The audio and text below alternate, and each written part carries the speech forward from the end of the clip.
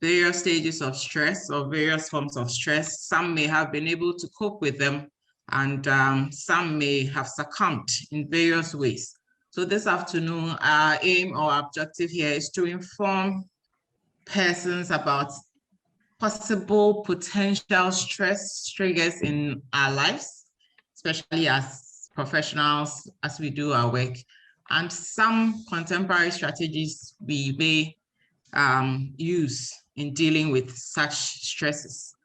I would not talk much, but to do this afternoon, we have some resource persons in the persons of Dr. Ruth Owusu-Enchi, who is a specialist psychiatrist and the head of department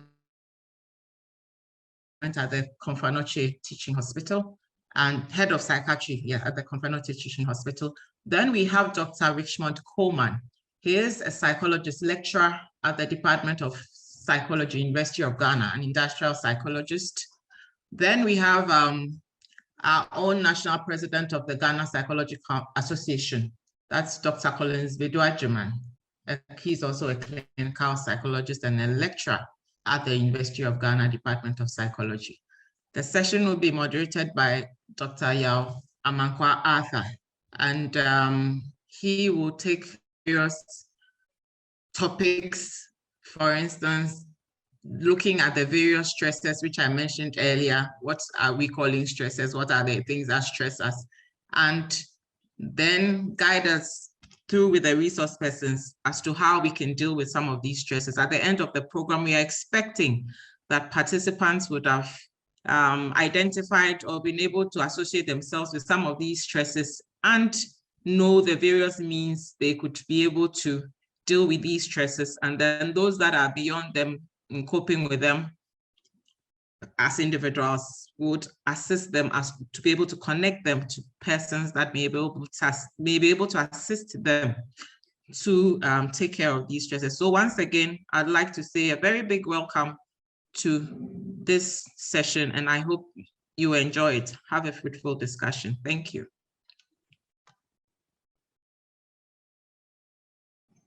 Thank you, Dr. Emisa. Thank you, Dr. Emisa, for that speech. Ladies and gentlemen, before we go on with the presentations, I would like to make a quick announcement.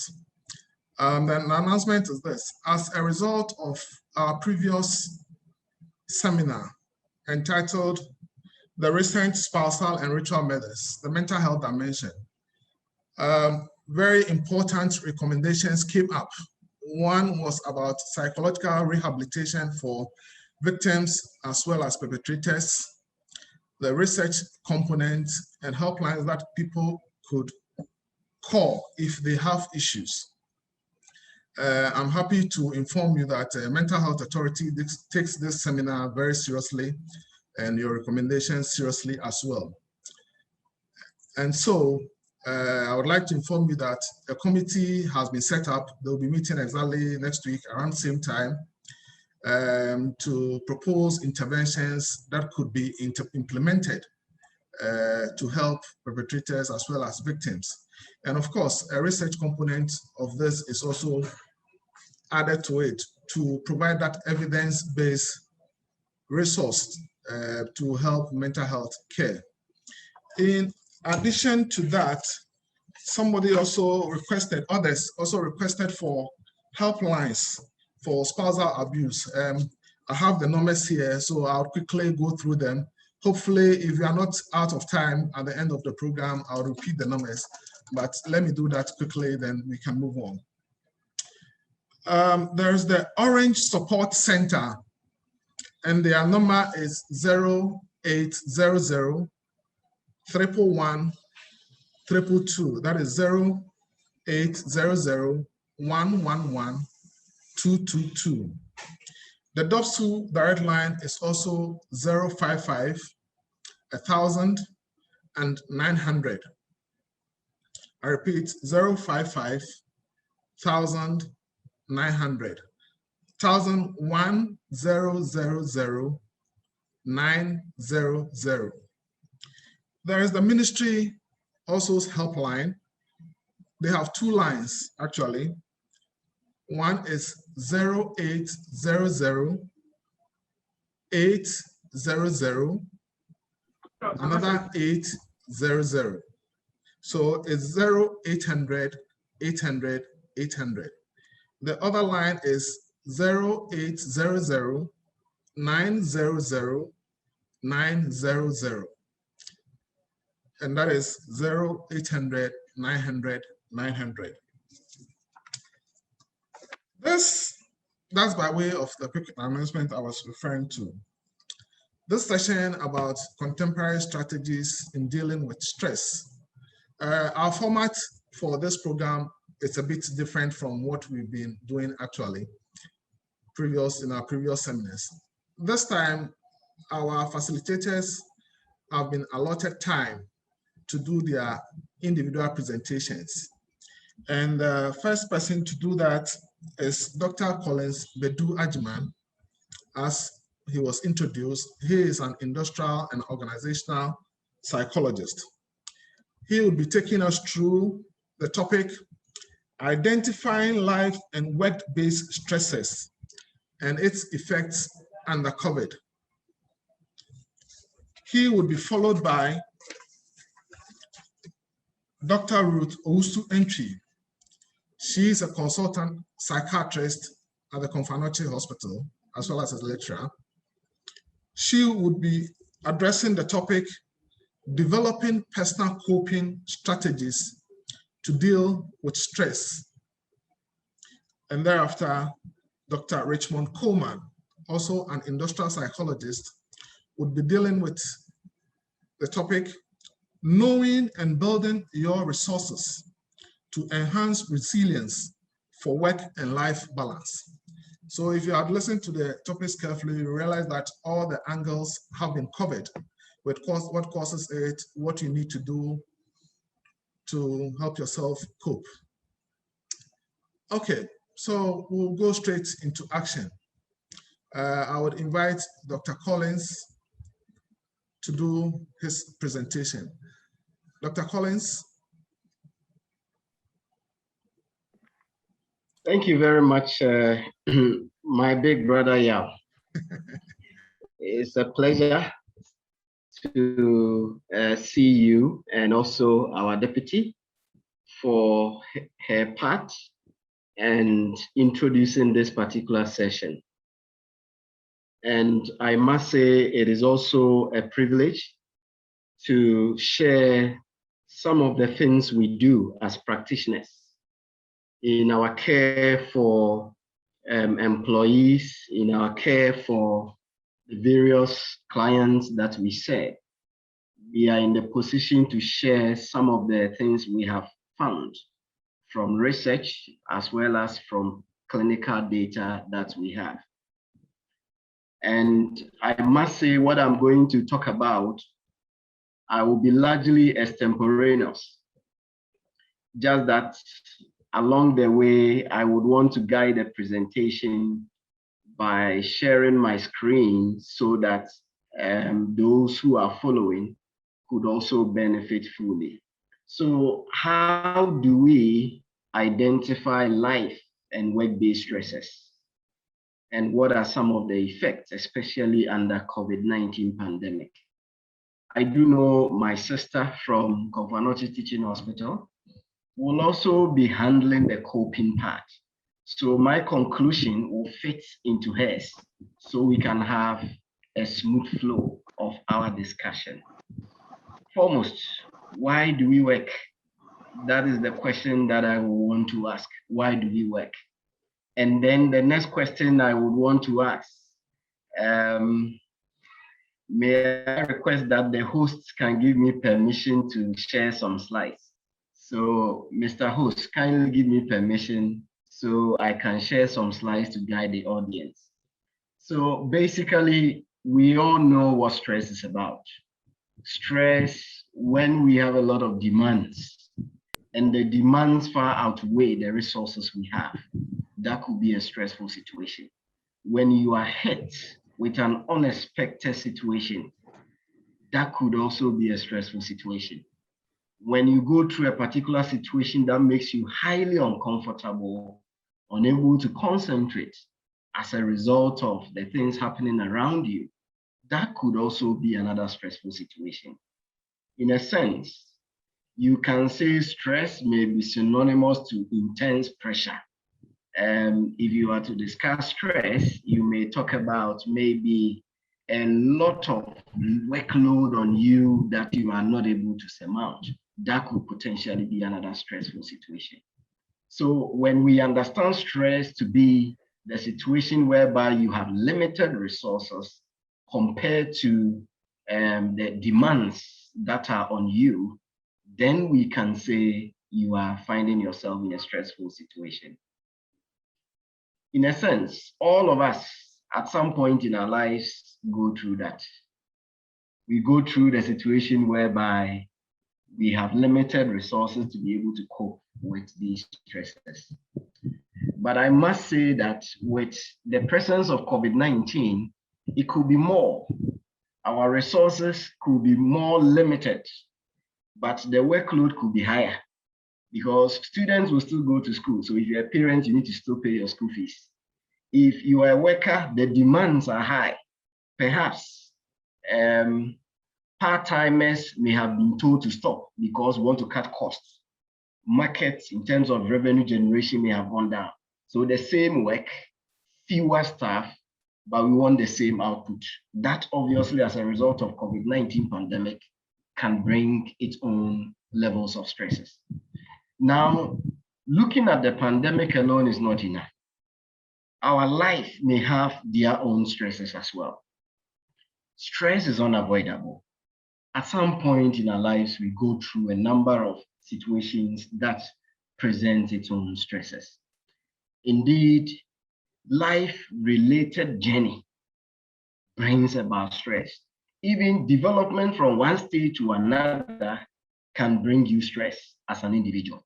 So a young adolescent who is going to be an older adolescent, the emergence of even beard can be a stress depending on how hairy you are or perhaps how less you are in terms of your hairiness. So in terms of our lives as humans, stress is part of us. We should be able to deal with normal stresses of life, but especially when we don't have the ability to deal with the normal stresses of life, then it becomes a challenge worth considering.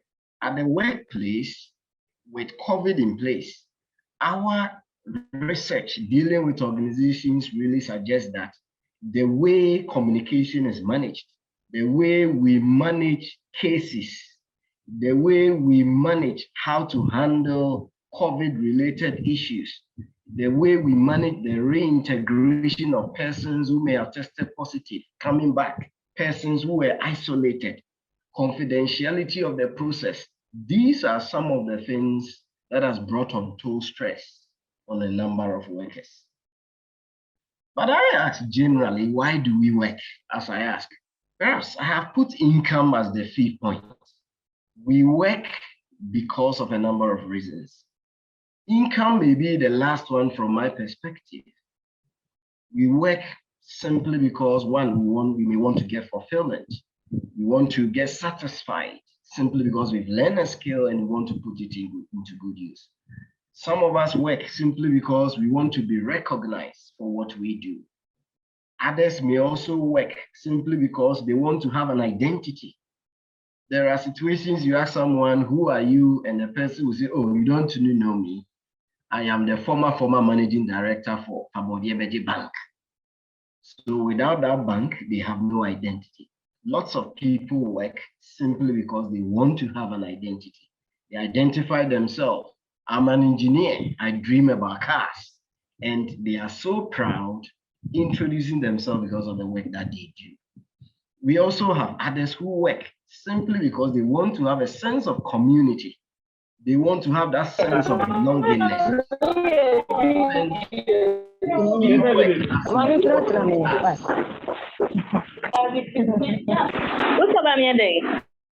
They see work as synonymous to family.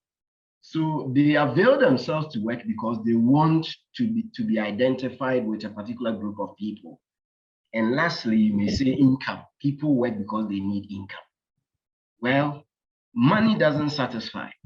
It only prevents demotivation, so to speak.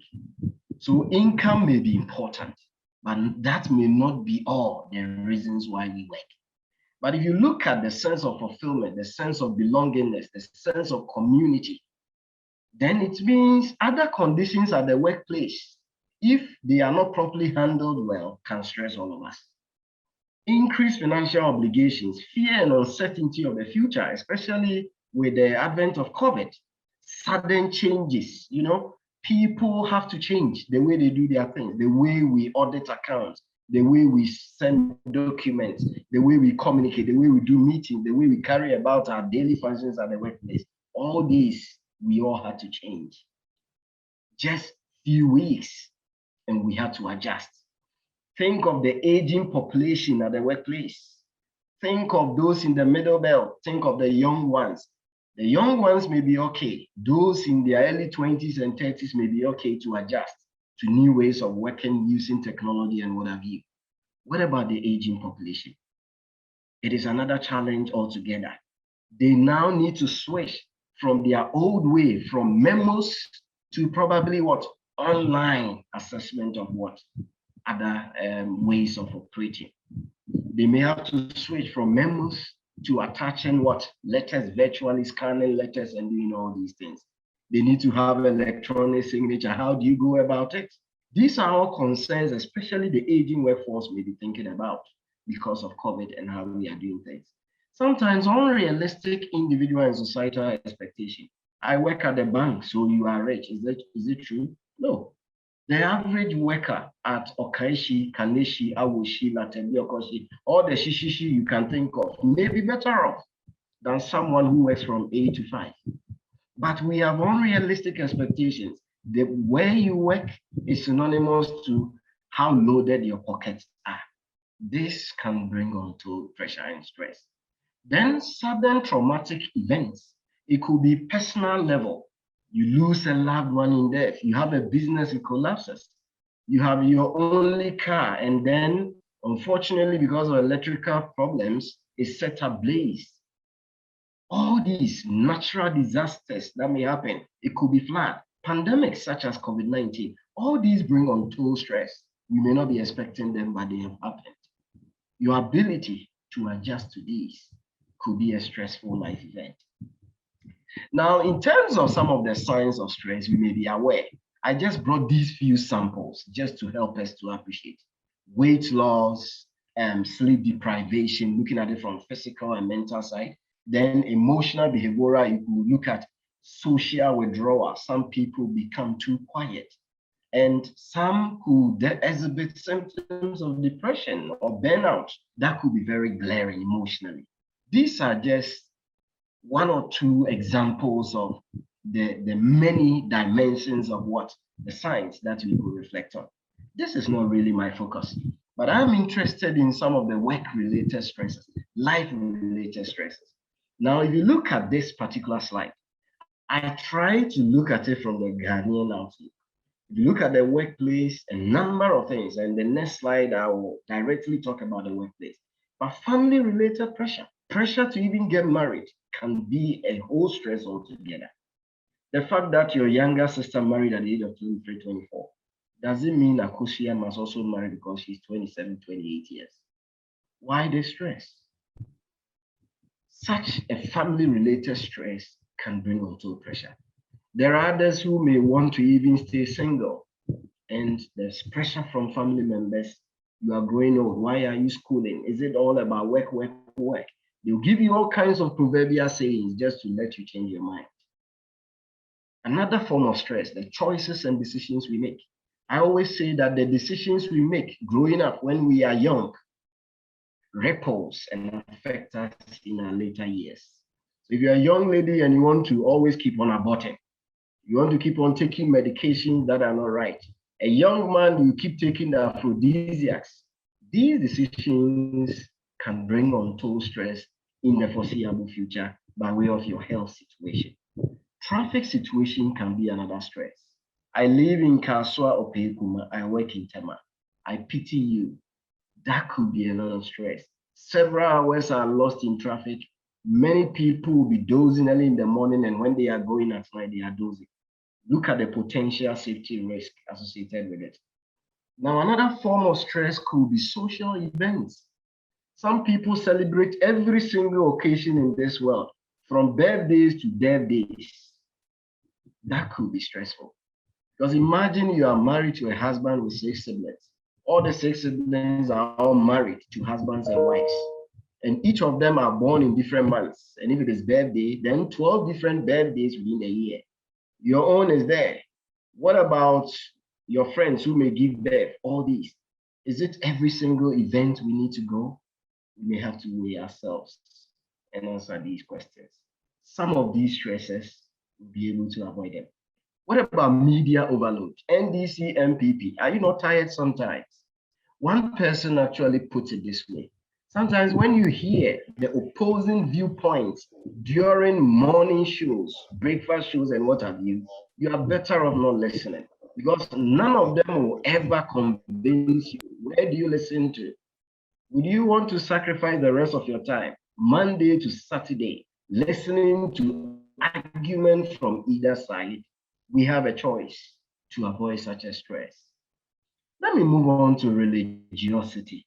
By way of religiosity, it is not wrong to be religious, but sometimes overzealousness as far as our religiosities are concerned brings us onto stress. Let me cite an example. You go to work, you close. Let's say you are a mother, a wife. Then Monday, you go to a MHA meeting. Tuesday is the youth, you are the patron. Wednesday, special prayers. Thursday, another thing. Friday, another thing. The whole week, you voted, right from work to the church place. If you begin to have problems in your marriage, is that the time you are going to start fasting? If you begin to have problems with your health because you are not able to sleep, you are not able to adequately get rest, these are some of the things we need to look at it. It is not wrong to be religious. Love God and serve Him well, whichever your belief is. But we would have to also check it and juxtapose it against the demands of our lives, the demands of our family members, and then balance it squarely.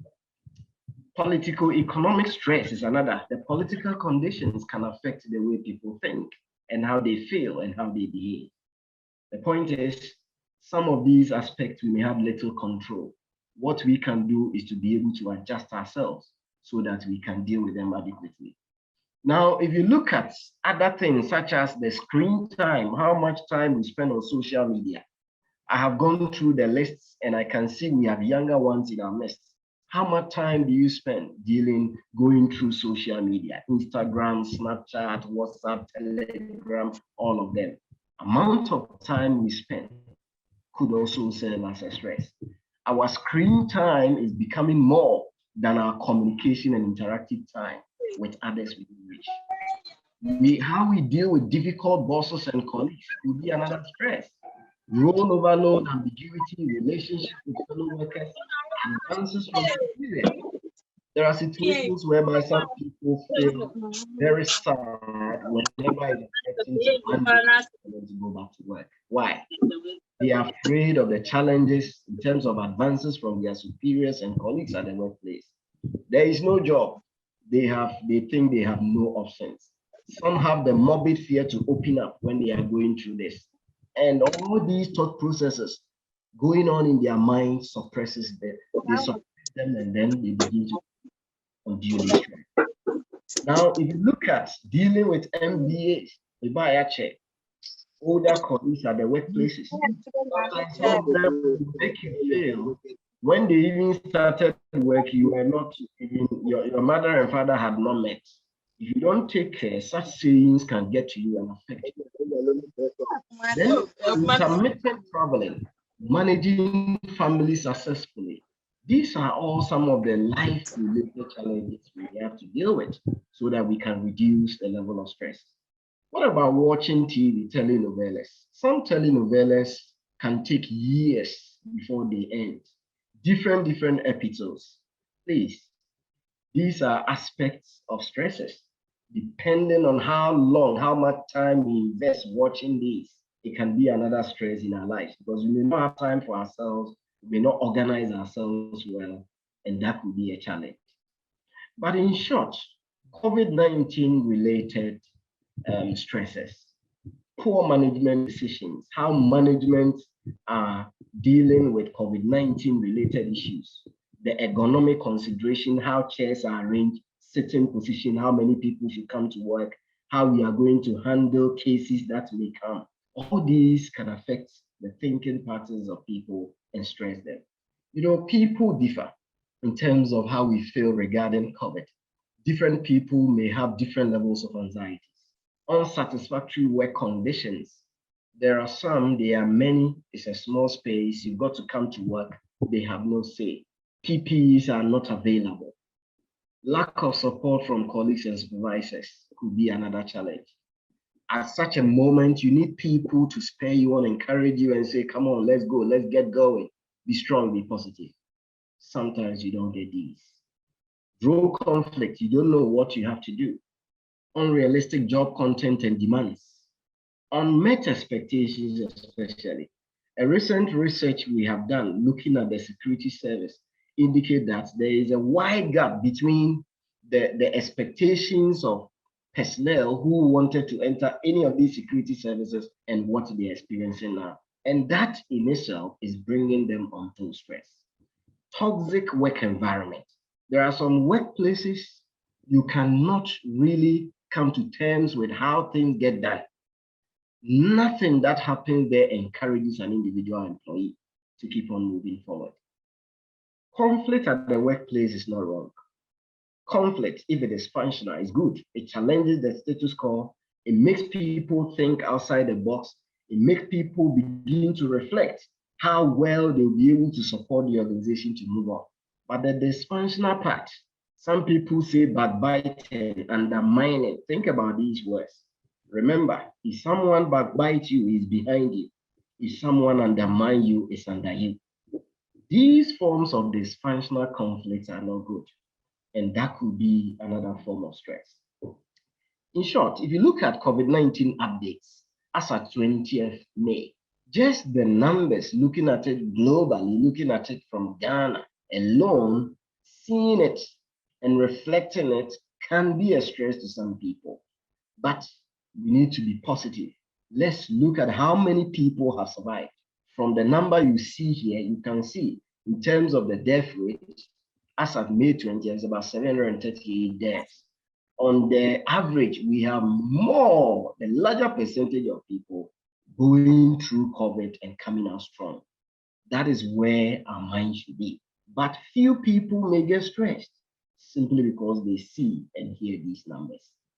Now with stress coming out of COVID, information that keeps coming when COVID started, the pictures, the videos, conspiracy theories, what has brought about the virus, what is in, what is not. All these things were creating a lot of stress for us. Perception of safety, your own safety, that of your family. Think about it. About 2-3 weeks ago, India, if you take 4 persons in New Delhi, 1 person stood the chance of dying as a result of COVID. This in itself could have been stressful to many of our brothers in India. Similarly, in Ghana, our perceptions of safety for ourselves and our family was another thing that was causing a lot of people stress.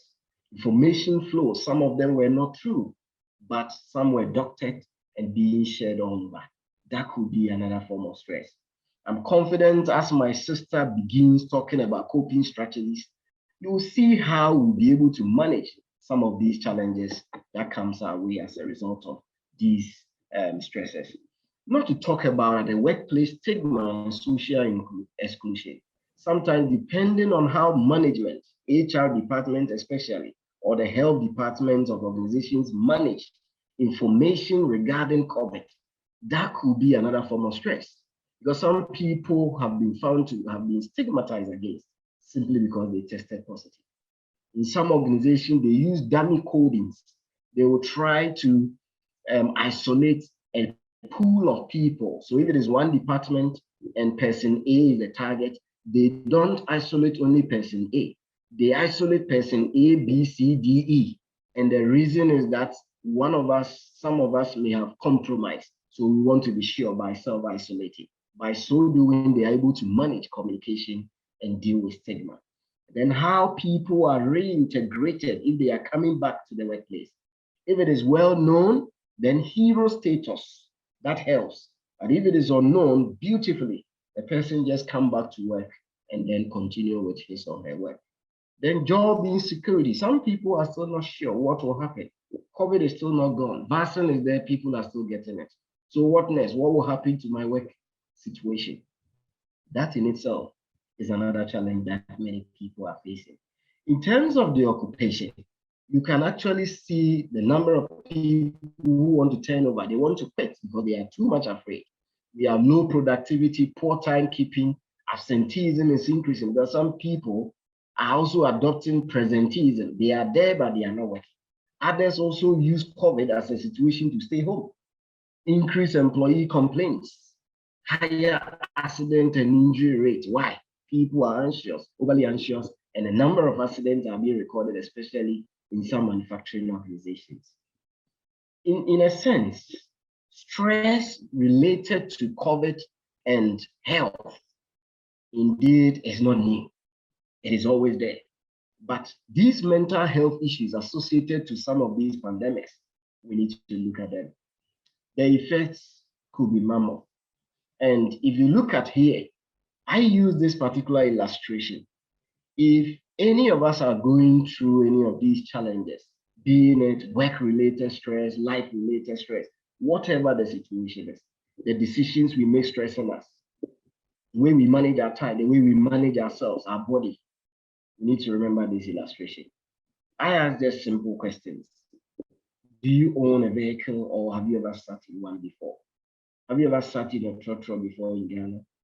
If your answer is yes, remember, every taxi, trotro, within a month to 2 months, you need to change your oil. You need to change your filter. It is an opportunity for the car to rest.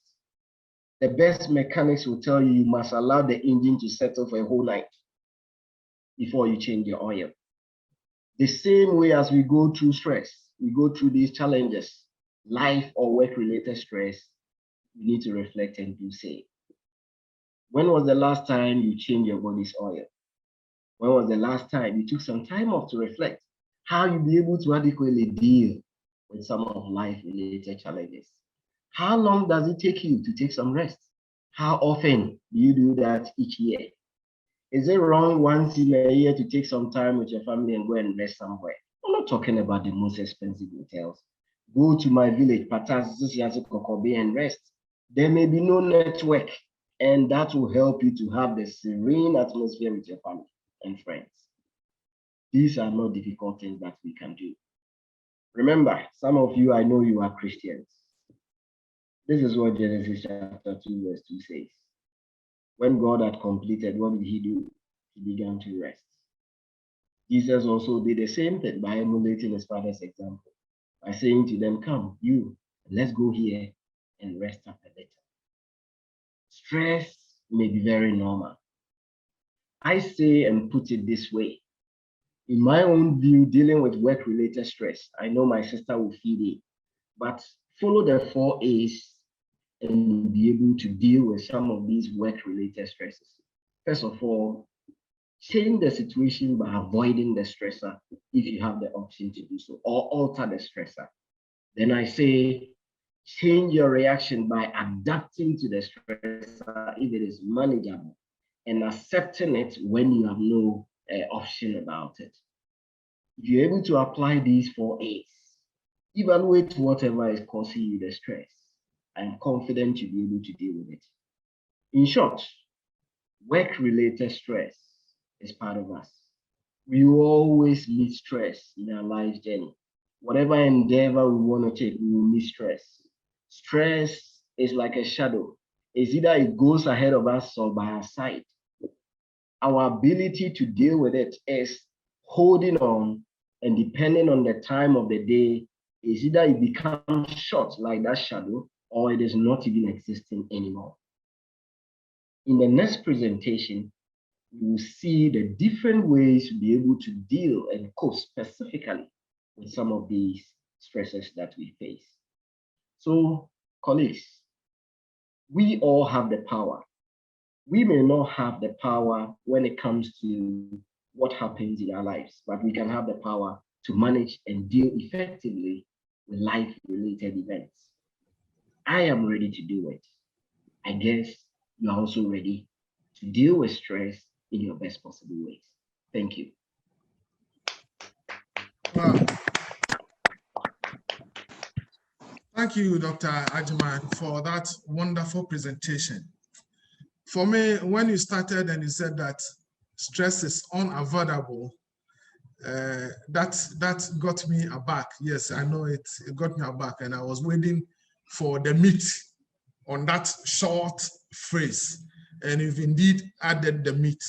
I mean, at the end of the day, it's really clear that stress is around us. We need to know how we deal with it.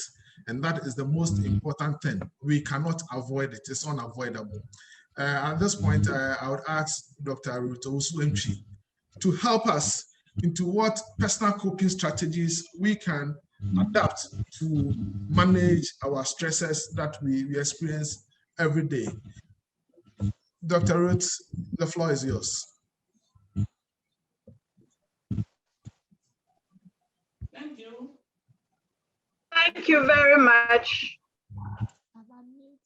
Dr. Atta and the organizers of this very interesting program. I will quickly share my slides.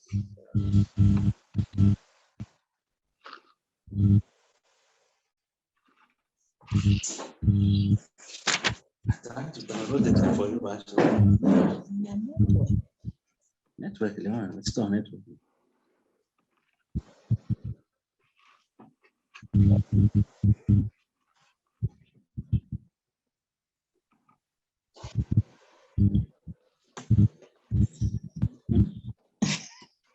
No, so far I say meet you here. Eh?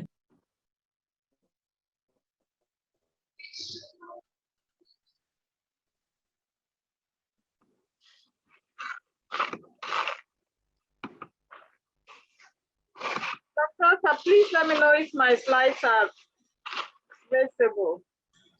Yes, I think your slides are visible enough. Please go ahead. Thank you. I have 15 minutes to do justice to this topic, and I'll do my best to stay within the time. Yes, I'll be very happy if you be able to stay within the time. I'll be talking about developing your personal strategies to deal with stress. My name is Ruth Owusu-Antwi. I'm a psychiatrist.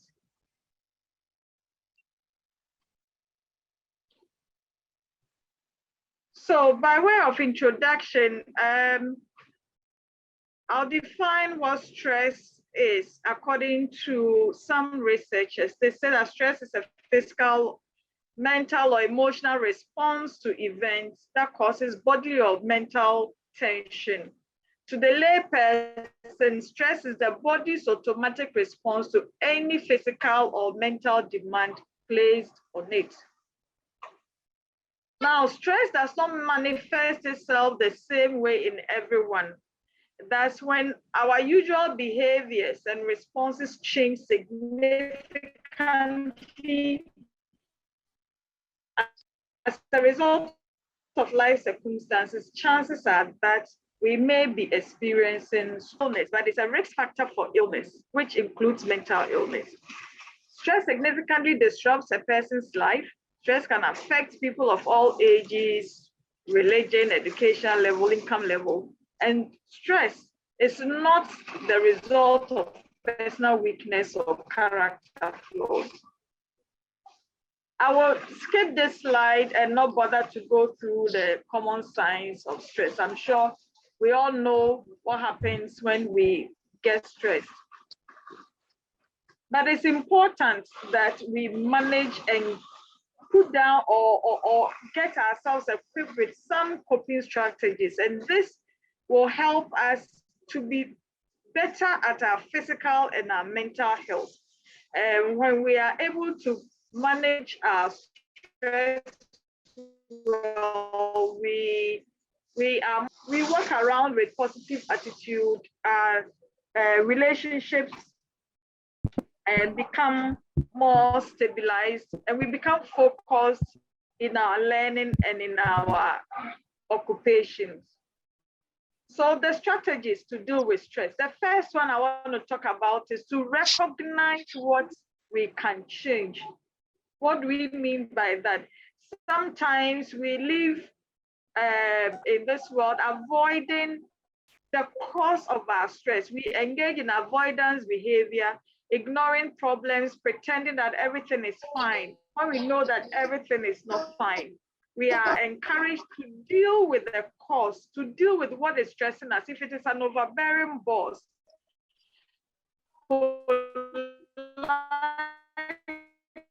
approach the person, sit down and have a conversation, approach your partner, sit down and trash things out instead of overlooking some of these, overlooking what is stressing you. Secondly, one coping strategy is to reduce the intensity of your emotional response to things.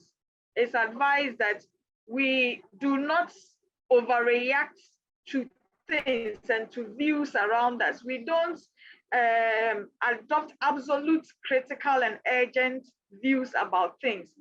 When you are, for instance, a superior at a working institution or at any company, and for instance, you pass comments like, I cannot stand latecomers, I cannot stand lazy people, then it means that you will fall when you meet lazy employees. But sometimes you need to make excuses for people, and that reduces your tendency of getting stressed out. People may consistently come to work late, but have you called them to find out what genuinely is their problem? Rather than concluding that because you hate latecomers, you will just deal with this person and it keeps stressing you up. Again, we are encouraged to rather be optimistic rather than being pessimistic. We most of the time labor with negatives. What if this does not work? What if this does not work? Can we sometimes change our thoughts to what if it works? What if things work out? And so changing our emotional reactions and reducing our emotional intensity would also help us to cope better with stress. The third point I want to talk about is to learn to moderate our physical reaction to stress. How do we mean? When we are faced with any stress, the first speaker rightly said that we cannot avoid stress. Stress is with us once we are in this world. So there are times that some of the stress we cannot avoid. When it happens like that, you are, for instance, late to an appointment.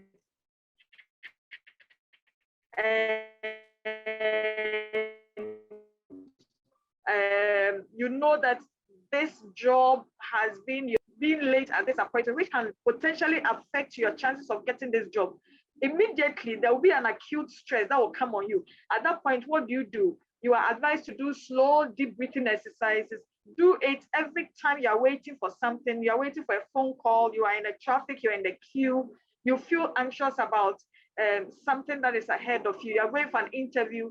Do this breathing exercise. These are deep breathing ins and breathing outs. You can do it about 15 times in the day. Then it becomes second nature that anytime you are potentially anxious about anything, it's a reflex action. You begin to do these deep breathing in and breathing out exercises, which have been found to be very relaxing afterwards. Again, we are advised to build our physical reserves. Exercising is very, very key when we want to deal with stress. The advice is that at least exercise 3 to 4 times a week to the point of perspiration. Now, see that it did not say exercise every day, because some people think that once you will not get the chance to exercise every day, then I better stop thinking about exercises at all. But if you're able to do it 3 to 4 times a week to the point of perspiration, it has been found to cut down a lot of stress. So if you think that your work is such that you walk around a lot of times, and that walking around will replace exercise, it's a big no. The kind of exercise that is able to relieve stress is the kind that takes you to the point of sweating, takes you to the point of perspiration. That is what is able to deal with stress.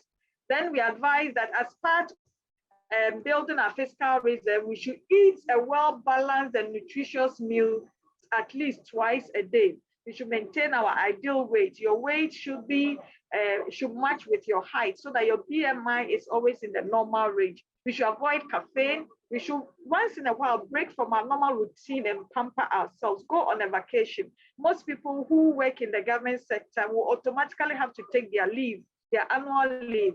But when you are on leave, what do? Do you really rest? Some people who even work for themselves hardly take a vacation or hardly take a leave. Even God, like our first speaker said, rested on the seventh day. How much you a human being? And so resting is very crucial to build our physical reserves.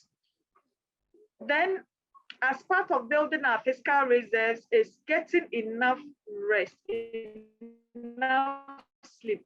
We need to be consistent with our sleep schedule.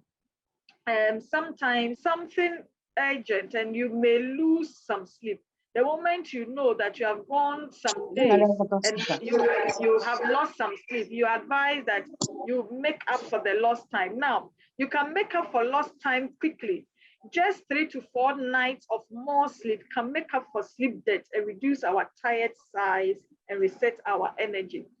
But it's advisable that as much as possible, get enough sleep. Now, the enough sleep we are talking about here, for adults, we are saying that get up to 7 hours of sleep at least 4 days in the week, at least 4 days in the week.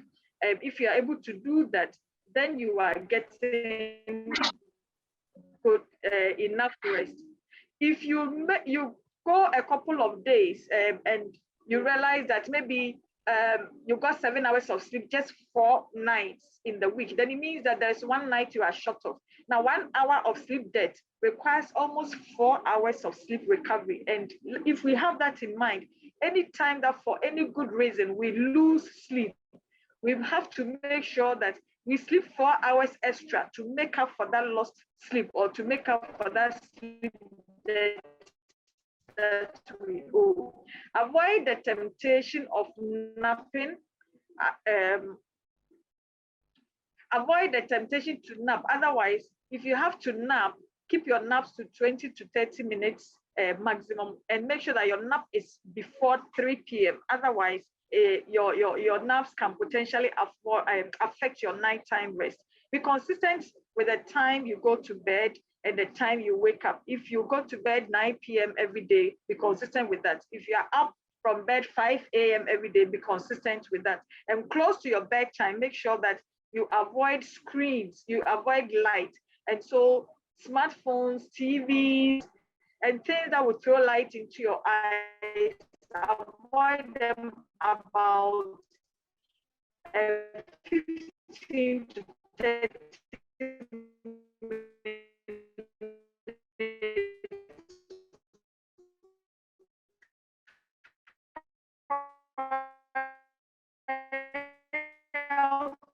to your bedtime. And it's advisable that you sleep with your little sleep. Most still feel tired. We feel, and so if you want to, your lights are off. Now, maintain your emotional reserves as well. Develop, what we mean by this is that develop mutually supportive friendships and relationships. Always be kind and gentle with others. People are going through issues. Everybody has issues. So be gentle and kind with people around you. It eventually goes around to cut down on your own stress. Keep a stress-free environment. It's been found out that a poorly organized living and workspace can be a major source of stress. So maintain an organized and pleasant environment. Make sure that you have some flowers around. If you look above me, I have a picture of a flower. It's calming for me. You may identify what is calming for you in your work environment and put these hanging photos around. That will help you make the environment you work in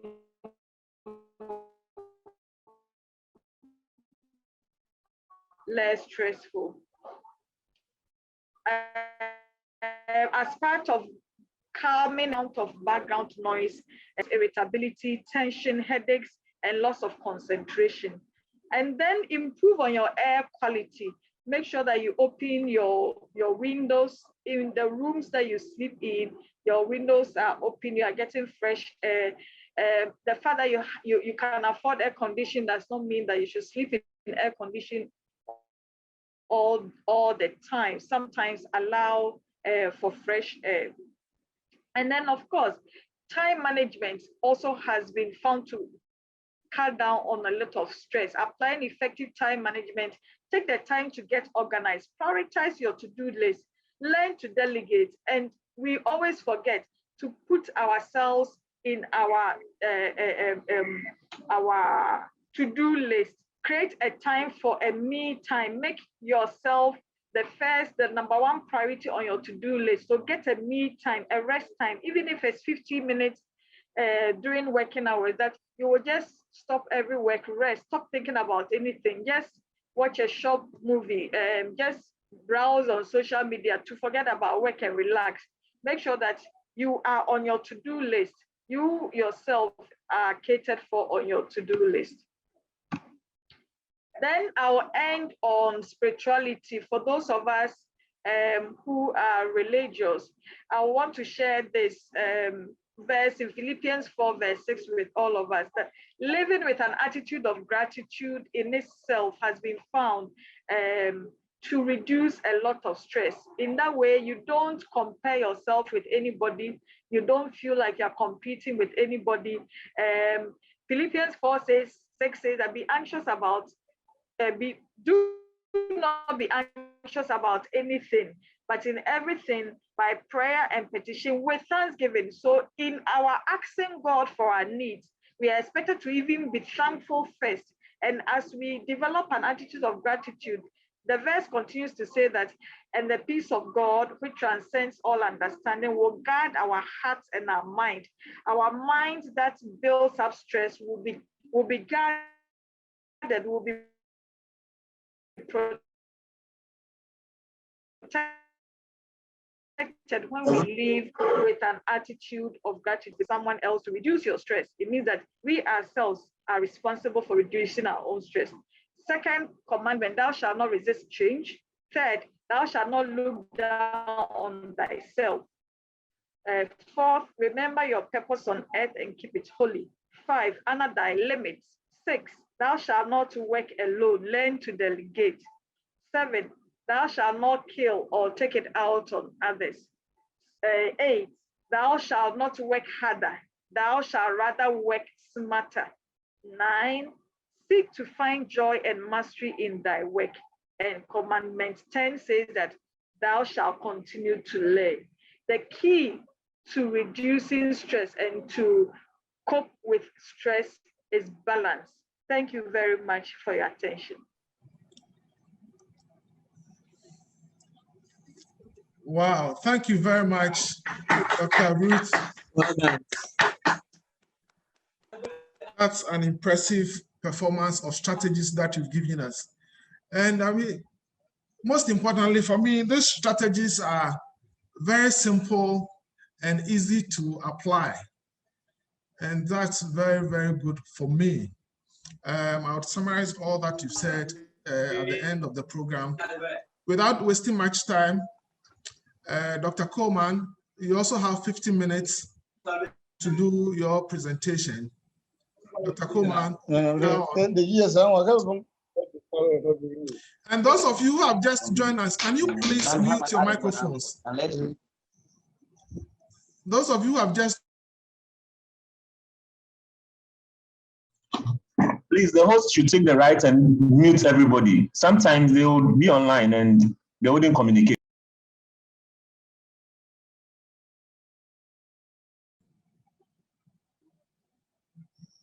Dr. Coleman.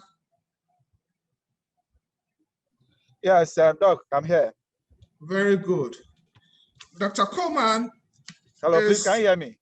Yes, I can hear you. I'm just about introducing what you I'm trying to share my... So while you try to share your slide, I would introduce the topic that you have for us, which is knowing and building our resources to enhance resilience for work and life balance. So Dr. Coleman, you have the floor. Okay. Thank you very much.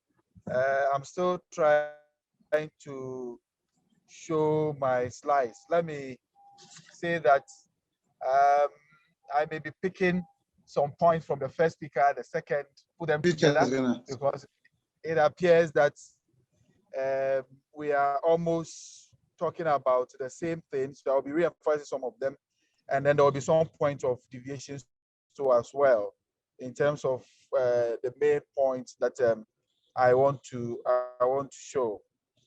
I also want to let you know, especially as we are talking about stress and some of the things that can be very stressful to us. And one of the second speaker talked about a situation where you are going for an interview, you have a deadline, and then something comes up and you are unable to meet that deadline. And that really resonates with even my current situation now. As I speak to you, I was supposed to be in Kumasi this afternoon, and at the same time, I am also supposed to be part of this program to facilitate. And so my plan was to wake up very early this morning. And just as I woke up in the morning, I was just about to drive. Somehow, I locked my car key in the car. So then it has to change all the plan, getting a mechanic to come for us to get the key out and then start. I knew definitely this program would meet me in the way. But thankfully, I was driving with my wife. So when and then asked my wife to take over so that I can do this presentation. So interestingly, I'm doing this presentation whilst actually driving. It's just unfortunate that my slide is still not showing. I'm just trying. If it doesn't, I may still go ahead and then and still do the presentation.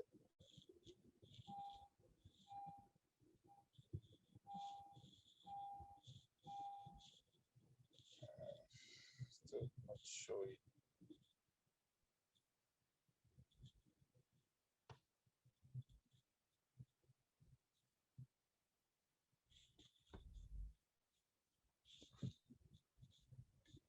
Oh.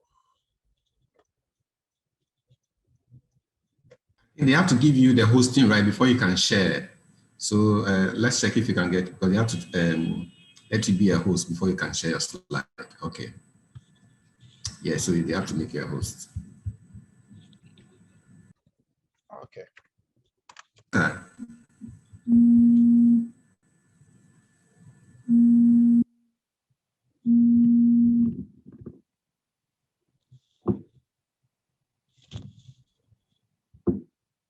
Yes, I said.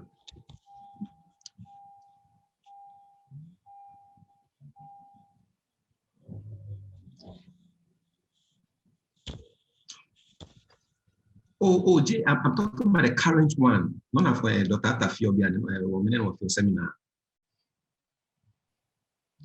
Because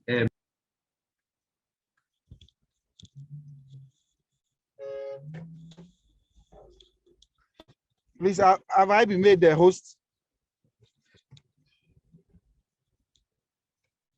Am I another one?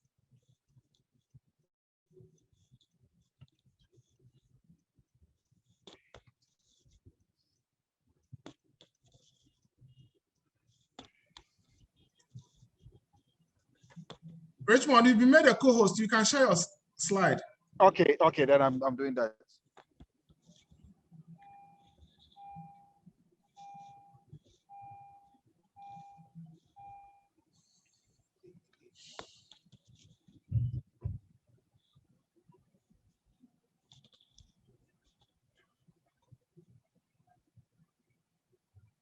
Recording in progress.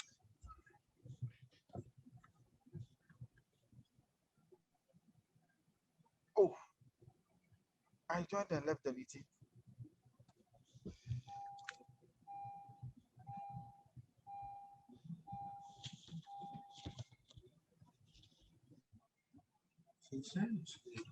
Please, I'm trying to join with a different device, so just give me some few seconds, and I'll do so. I joined and left. Yes, you've been good. At the moment, the assistant is telling us we are viewing your screen. So,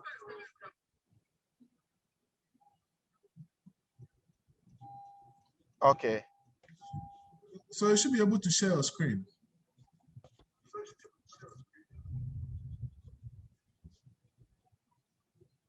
Okay. So let me just complete my slide. Yes, I'm ready. Then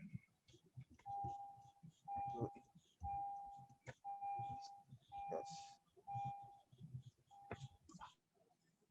Why can't I share the screen?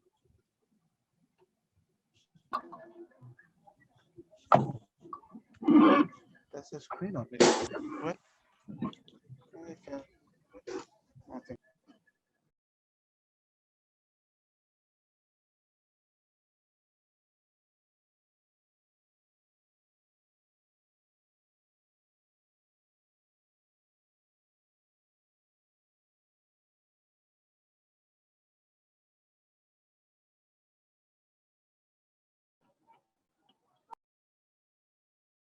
Please, can you see my screen now?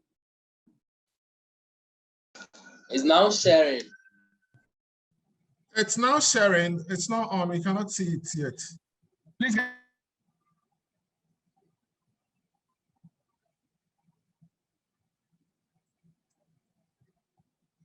If you like, exit and re-enter again. Go. Exit and re-enter and re-share again.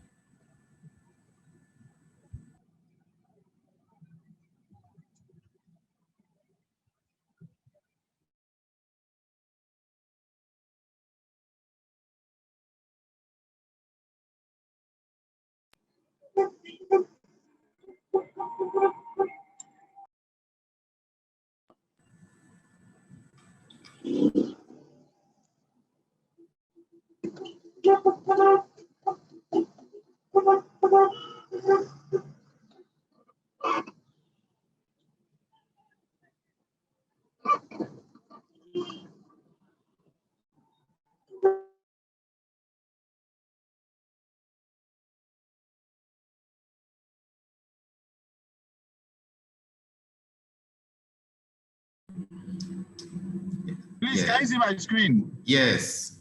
Oh, okay. Good. Okay. Thank you very much for your patience. And so basically, what I'm trying to do is to talk about how we can build our resilience as we maneuver through the stresses of our life, and of course, work too as well. So in this presentation, interestingly, some of the background and some of the issues have been raised by the first and second facilitators already. So I'll touch on a few things and then talk about some strategies we can use to build our resources, particularly resilience, and then to move on in life. So a little bit of a background, as an industrial psychologist, I want to stress that indeed the advent of COVID-19 has actually impacted and disrupted work and life. According to the International Labour Organization, about 3.3 billion people, which makes up about 81% of the global workforce, have been affected by the advent of COVID-19.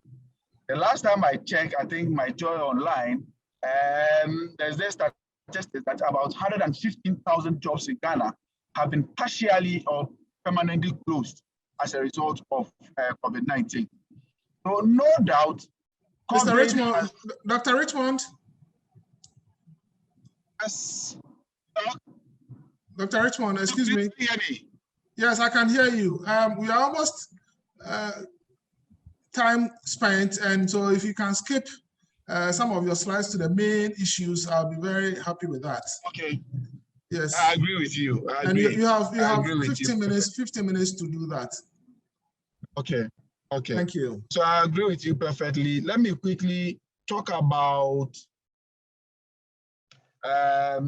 The contemporary work environment now, as it stands now, in terms of COVID, let me quickly go through this. That as we speak today, jobs have changed, work has changed in terms of the processes.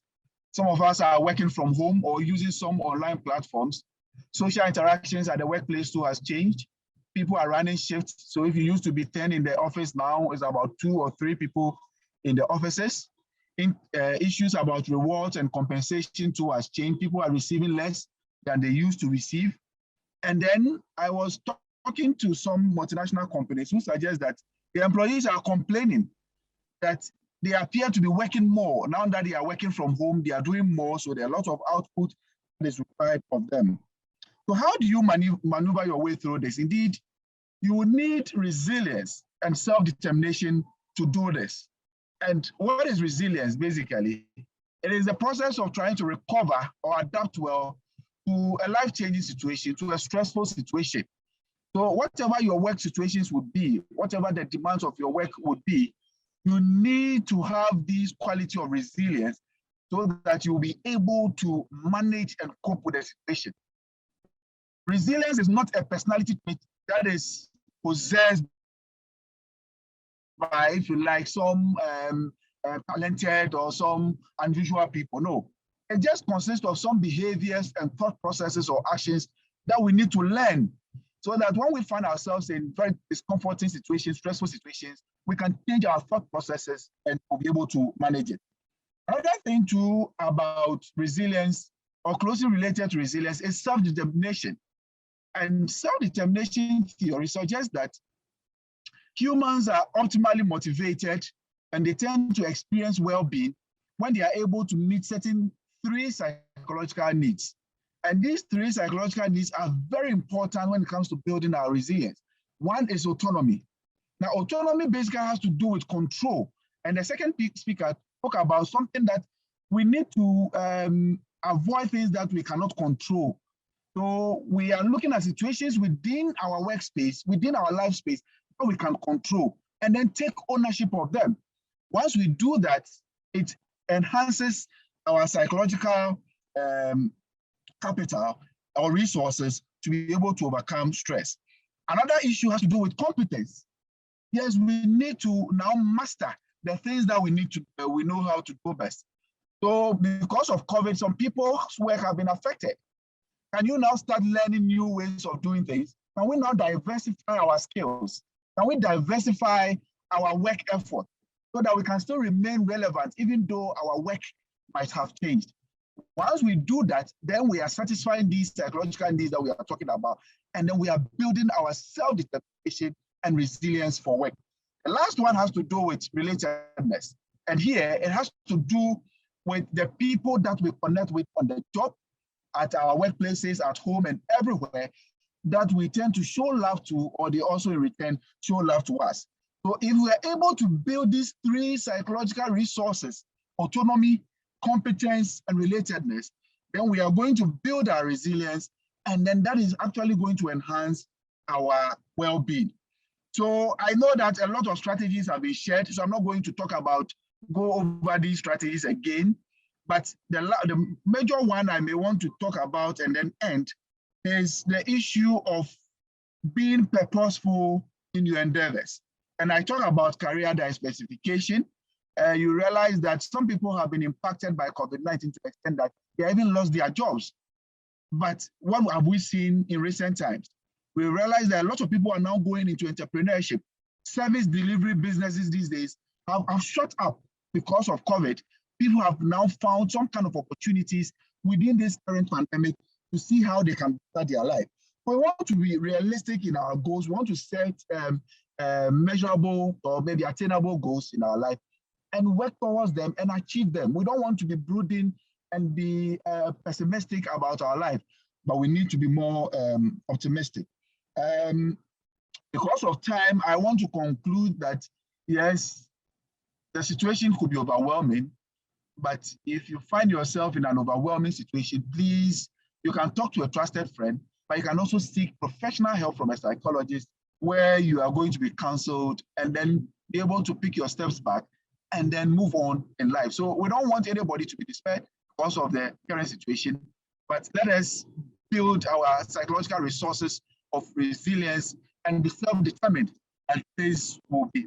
If we do that, we enhance our self-esteem and our self-confidence, and we'll be able to balance our work and life activities. Thank you very much for the opportunity.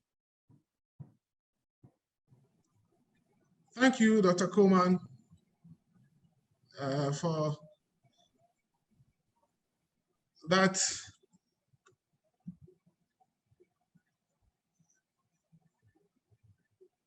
quick, short, and decisive delivery.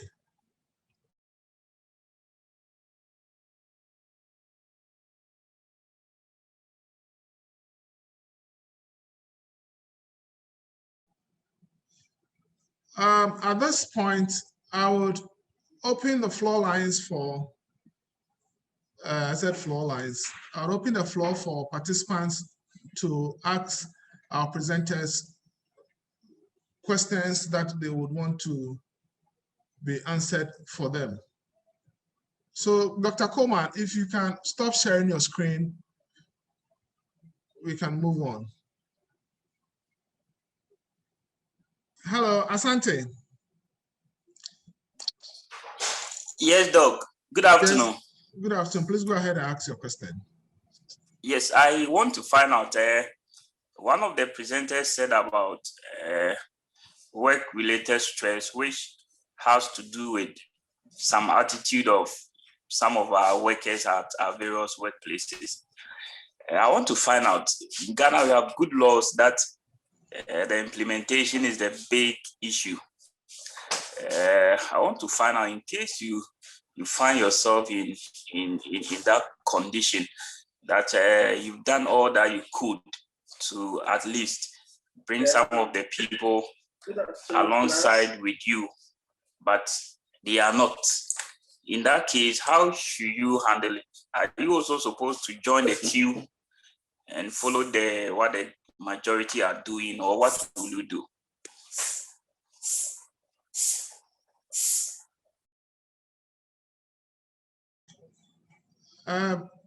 Please, any of our presenters can take this up.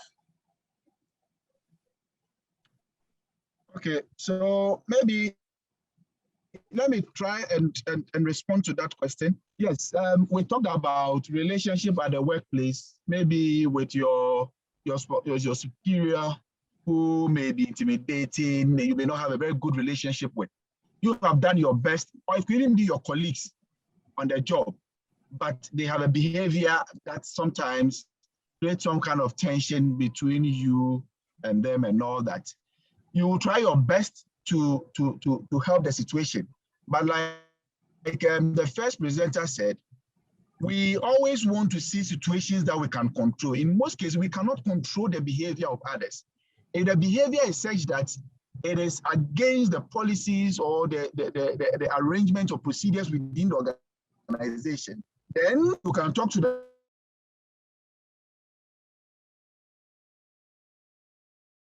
person, or you can talk to but where that person's behavior is something that maybe puts you off, but you can't do anything about it, then that is where we talk about emotional intelligence and how you relate with others. Because certain behaviors of others you cannot control. So what do? You must not allow that to influence you or to wear you down to the extent that it takes away your joy from the organization. So you want to see the behavior. Is this something that can be controlled within the general framework of the organization? Then you can use the system to correct it. But if not, and it's not something that you can control, but you can counsel the person or talk to the person about it, if the person is still not doing anything about it, we want you to maintain a very good mental health. We don't want you to brood over somebody's behavior, something that you don't have too much of a control over. So you want to see how you can cope or manage with the situation rather than maybe allowing it to affect you on the job. Thank you, Dr. Coleman, for that brilliant response. Isaac. Yes, sir. Thank you for the opportunity to ask my question. Please, concerning using sleep as a form of distressing ourselves, the presenter mentioned that it would be ideal to have, I think at least 6 to 8 hours, she mentioned. But she also added that if you want to take naps in the day, you should not go beyond 3 p.m. because that might affect your nighttime sleep. That is correct. But I would want to ask, is there anything wrong with getting the needed amount of sleep during the day and then have the night for yourself to do other things by depriving yourself sleep in the night? Or sleep is solely meant for the night? Thank you. That's an interesting question. Any of our panelists can answer to that, please.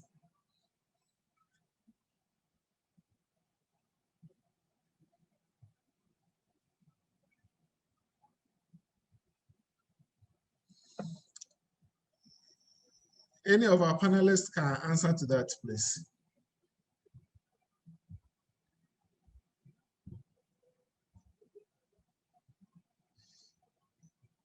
Dr. Collins, can you hear me?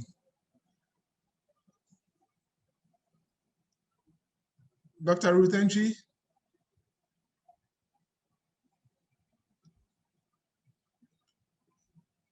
Dr. Coleman? Okay, well, I didn't really get the question. That's why I'm a bit quiet. So if you can help me with the question again. Isaac, if you can hear me, please repeat your question. He was asking if it was wrong to sleep during the day for that 8 hours and work in the night, if it was wrong. No, it is not wrong. If you have to sleep, it's not necessarily you have to sleep in the night, but you need some rest, a good sleep. So if you have to take that one during the day and then use the energy to work in the night, there's no problem with it. But working throughout the day without having enough time for sleep, that is where the problem is.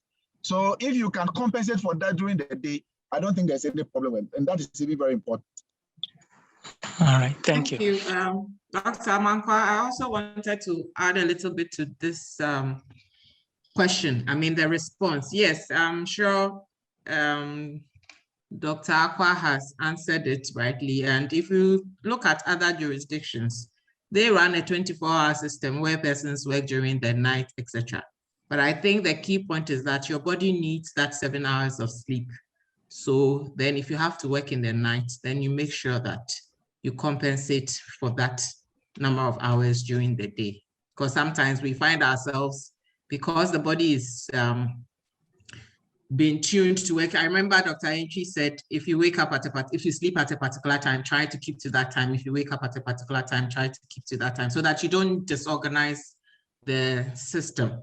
So once you work during the night, then during the day, you make sure that you get your regular 7 hours and not try and say that, oh, during the day, I'll compromise. Of course, if you do, it will come back to haunt you where you have to now sleep the extra 4 hours to make up for that 1 hour you lost or something like that. So maybe we can take note of that.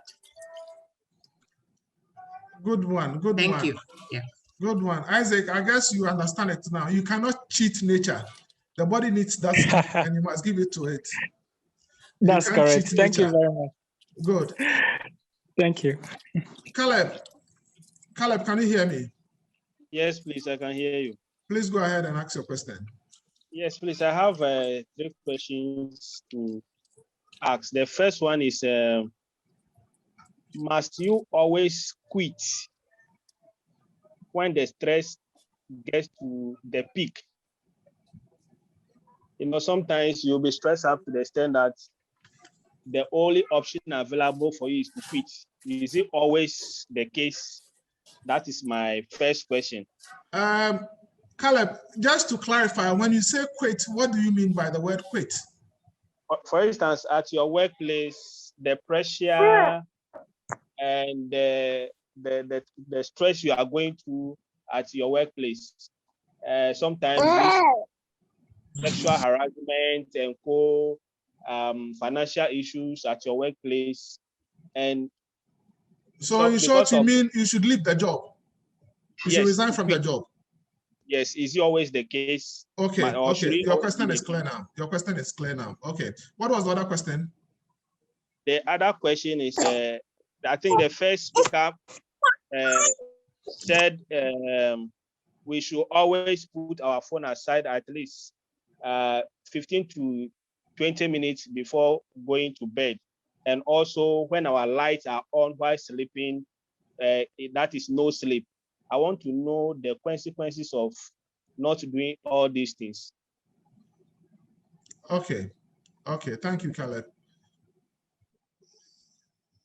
Any of our panel members to take up these questions?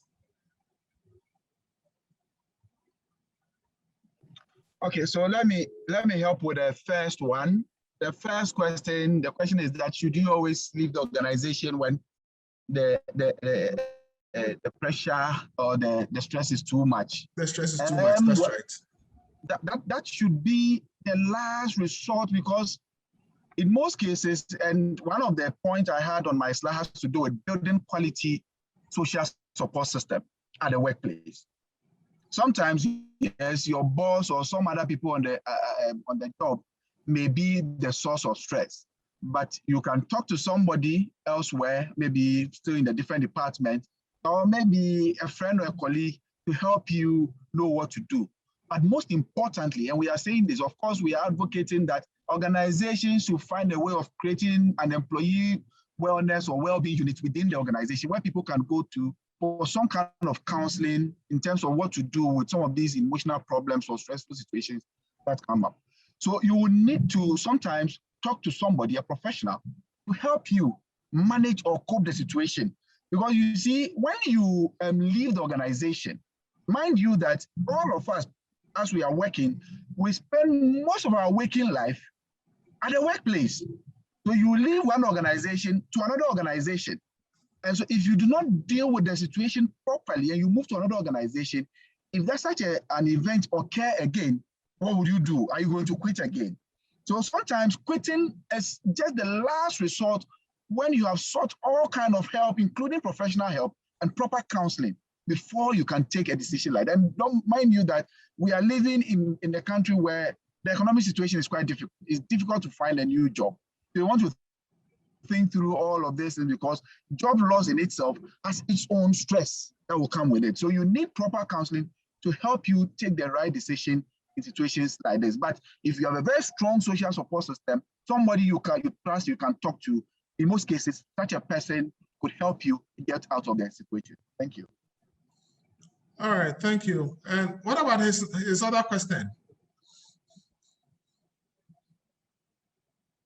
The other question, I guess it has to,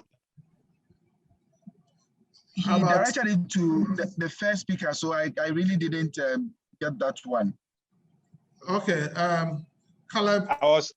I was saying that the first speaker made a submission point about that, sleeping in light. Yes, sleeping in light, and also doing away with your phone for at least 15 to 20 minutes before going to bed. Okay, okay, he said it, thank you. And I'm asking in consequences. Okay, okay, she said you. Dr. Entry. Yes, Dr. Atta, please, what's the question about sleeping in light? What is the question about it?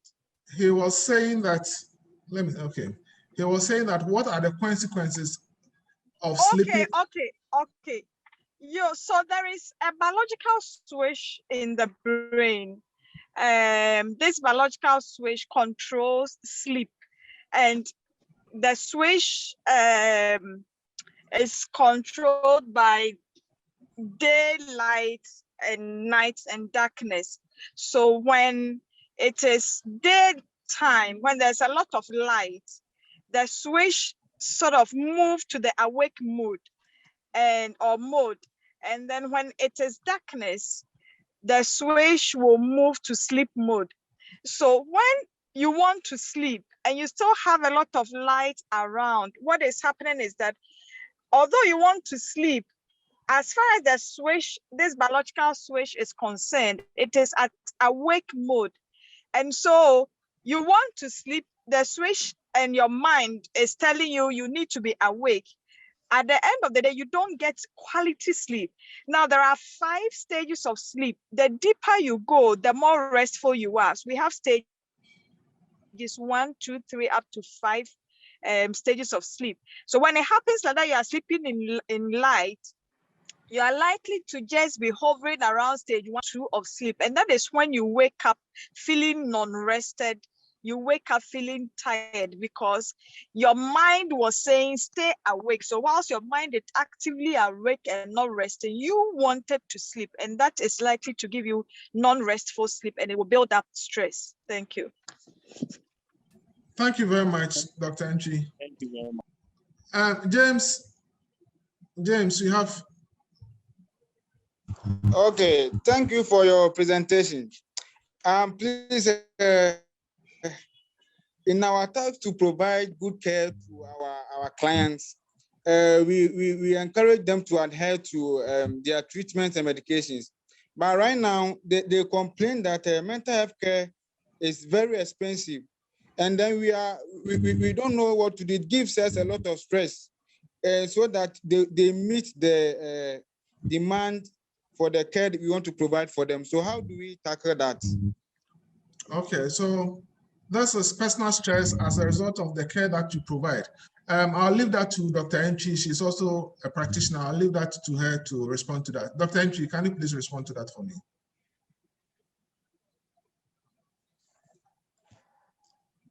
So I think the question, if I got you right, was the fact that we are being encouraged to take care of our mental health. Meanwhile, mental health care is expensive, and the cost involved itself is stressing. Okay, so what will be cheaper will be preventive mental health care. Things that you can do to prevent mental illness so that you don't have to go through the expensive mental health care. And for companies in developed countries where they did studies on making sure that their staff are less stressed, they realized that they spent $1 on every staff in training them on psychological and coping strategies to cut down on stress, as compared to a day, that is a day's cost in distressing your staff, as compared to a day's cost of $5 in treating those who became stressful and so tipped into mental disorders. So it is cheaper to undergo preventive mental health care practices. And these are the things we have talked about. If you are able to take away and do away with stress, then you are likely to prevent a possible mental illness that will be more expensive to deal with. And stress has been found to be the #1 risk factor for mental illness. And that is why it is very important to discuss this subject today. If you're able to keep stress away and be able to develop good coping strategies, you are also inadvertently preventing mental illness, and you would escape the cost that comes with treatment. Thank you. Thank you very much, Dr. Ruth, for that. We'll take 2 more questions and we can wrap up. We are almost out of time. So Michael, if you can hear me. Michael, can you hear me? Yes, I can. Please go ahead. Yeah, in response to one of the questions, the expert said that the most important thing is that you need to have that 7 hours or so sleep. It doesn't matter whether it is in the day or night. But I don't know, I read or heard somewhere that if you sleep in the night, there are certain reactions that take place in the body which needs darkness, which can only take place in darkness. So until now, I was thinking that what the body gains by sleeping during the night sleeping during the day would not be the same. Please, could you clarify that confusion for me? All right, Dr. Entry, can you please help him out there? He has some sort of confusion. So I would attempt at answering that. So the same principle of the biological switch is what explains the difference between daytime sleep and nighttime sleep. During the daytime, there is a lot of sunshine and a lot of light around. Unless you can create a very dark room, in that case, you would have been able to put the sleep switch to sleep mode. But if you have very light colored curtains, and no matter how you close all the curtains, light can still enter your room. Then, as far as your mind is concerned, your brain and your body is concerned, at the brain level, you go to sleep, but your brain will not go to sleep. And that is why a nap or you should make sure that you are not consistently doing night and sleeping during the day. Make room for night, make room so that your shift will offer you the opportunity to sleep at night too. Otherwise, then you have to create a night scenario in your sleeping space. Make sure that there is total darkness around you to be able to benefit from all the rest, the deep levels of sleep. Thank you. Thank you. Let me take one female, then we can end. Dorcas, if you can hear me. Hello, yes, Dorcas. Doc, I can. Yes. Hello. Yes, please I go can hear ahead. you. Yes, so with the sleep, I want to ask whether it is normal to sleep like 9 to 10 hours, like each night, and especially for somebody who has a mental health condition, and also whether pain, like physical pain, can be psychological. And if it is, like, what can you really do about it? Okay, thank you for your question. Dr. Entry, can you please take that up? Or Dr. Coleman? Dr. Entry, I think you are best. Dr. Alpha, I think we would need another CPD on sleep. I think so. I think so. You just read my mind, because I realized that this sleep was very bothering people, because all the questions are related to sleep. Probably yes, we'll look at it. Okay, thank you for let that me idea. answer that one. So as much as, yes, let me try and answer that. So yes, as much as too little sleep is not good, too much of sleep, which is called hypersomnia, is also a form of illness. It's also an abnormality. Just like we say too much of everything is bad. And so if your normal sleeping hours is 8 or 7 hours, and all of a sudden you are going 9 to 10, then something has changed. And in mental health, we always say that watch out for the change from your usual self. For somebody, the normal sleeping hours is 9 hours every day. That's fine. But for you, who has constantly been sleeping 7 hours, and all of a sudden it has switched to 10 hours, something might be wrong. Remember, in cases of depression, sleep changes, and that change can be increase or decrease in sleep. And so if that 10 hours is a change from your norm, it's also questionable, and it must be attended to. Then you asked about psychological pain. I think that this forum will not allow us all the space to talk about it. Yes. Doc, please, if you have depression or bipolar and you sleep 10 hours, 11 hours, is it normal because you have that condition? I'm asking in the context of somebody who already has a mental illness, like depression or bipolar. So if it is depression, the depression can cause hypersomnia or can cause excessive sleep. But we have to explore and be sure that that is the only cause for it. you get it? Oh. So too much of everything is bad, especially if it is a change from your norm, if it's a change from your usual self. Thank you. Thank you. Thank you very much, Dr. Entry. We are about 30 minutes past our scheduled time. And this has been a very insightful and wonderful presentations from our three presenters, talking about stress and the coping strategies that we could use. I mean, clearly, no doubt about it, stress is part of us. Every day, every time, morning, afternoon, evening, by virtue of wanting to do something, we encounter some sort of stress. It's part of our work, it's part of our life, it's part of our family issues.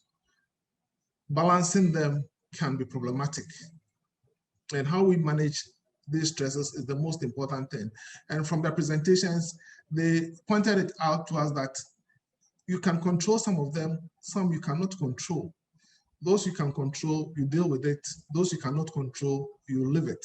And there was a lot of strategies that Dr. Nchi and Dr. Coleman presented, like recognizing what you can do and dealing with the cause, reducing the intensity of your emotional and physical reactions in times of stress, learning to moderate your reaction, for example, taking deep breathing, building your physical reserves, doing exercises, sleeping well, maintaining emotional reserves by being kind to your friends and family and to yourself as well, and keeping a stress-free environment. And most importantly, not most importantly, but equally important, effective time management, because sometimes if you're not able to manage your time well, it creates stress for us. So we should learn how to manage our time. And finally, spirituality, believing in our spirituality and in God and understanding some of these things. I think that these strategies that were provided by the experts are very simple and easy to obey. It's just that during the question time, the issue of sleep became a consistent question. I think that we would have to reconsider doing a full seminar on sleep if that is possible. At this point, I would like to say a very big thank you to our panel members, Dr. Collins, Bedu Ajimine, Dr. Ruth Osu Entry, and Dr. Richmond Akwa-Coleman for their wonderful presentations. I mean, it's clear, concise, and straight to the point that we can easily pick knowledge from it. I'd also want to say a very big thank you to you, our participants and attendees. You've been with us. I mean, some of you entered into the room quite early and you had patience for us to start at the right time. I want to say a very big thank you. And as usual, I want to say that our monthly seminars will go on. God willing, if you are all alive at the end of next month, we would have another seminar. I want to say at this time that the recording for this program, some of you were asking for the slides. You would have to go to our social media handles, not immediately, but it will be uploaded. The whole program will be uploaded onto it so you can have a look. And for academic purposes, I might have to suggest to you that if you want to quote, you'd have to do your citation very well because this is a source of information. So you have to know how to quote the source and who the author is so that you will not be held responsible for plagiarism. You need to quote your sources appropriately. So thank you all for being part of this program. My name is Dr. Yao Arthur. Thank you and have a very nice weekend. Thank you. Bye-bye for now. Thank you.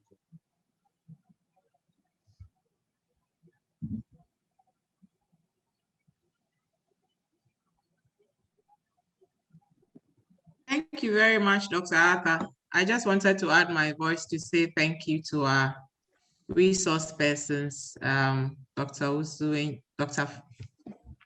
Entry, the psychiatrist from Komfo Teaching Hospital, Dr. Collins, president of the Psychology Association, and Dr. Aqua